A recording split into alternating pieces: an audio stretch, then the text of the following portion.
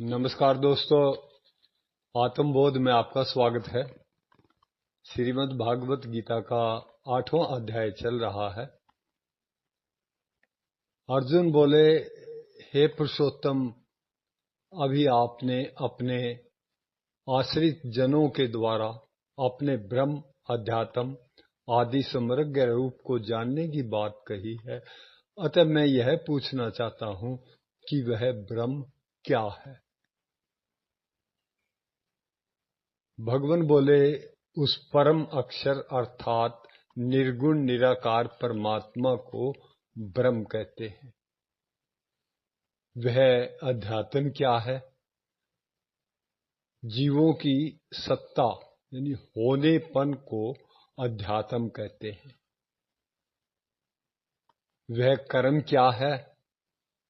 महाप्रलय में अपने कर्मों के सहित मेरे में लीन हुए जीवों को महासर्ग के आदि में कर्म फल भोगों के लिए अपने में से प्रकट कर देना अर्थात शरीरों के साथ विशेष संबंध कर देना ही त्याग रूप कर्म है।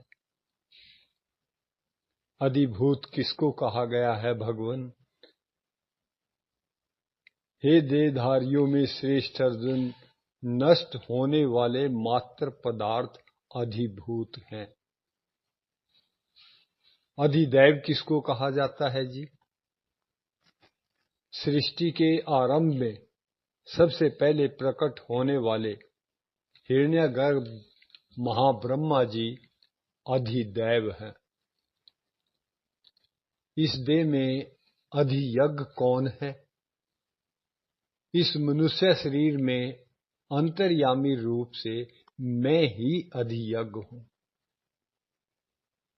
हे मधुसूदन, वश में किए हुए अंत्यकरण वाले मनुष्य के द्वारा अंत काल में आप कैसे जानने में आते हैं? हे अर्जुन, मैं पहले अंत काल के विषय में अपना नियम सुनाता हूं।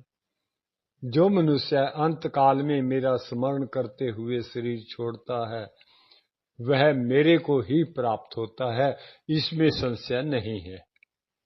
अंत काल में आपका स्मरण करे तो आपको प्राप्त होगा, पर यदि आपका स्मरण न करे तो?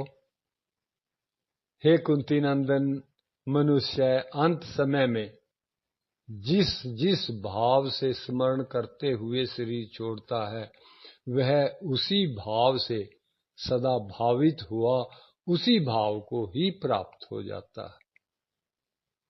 तो फिर अंत काल में आपके स्मरण के लिए क्या करना चाहिए भगवान?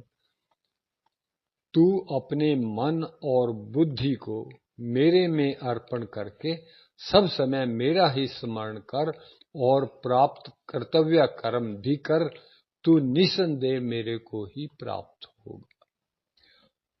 आज के लिए इतना काफी है जी। अब आपका भी फर्ज बनता है वीडियो को सब्सक्राइब करें, लाइक करें और शेयर करके भगवान कृष्ण के इस उपदेश को जन जन तक पहुंचाएं। बहुत बहुत शुक्रिया जी, बहुत बहुत धन्यवाद।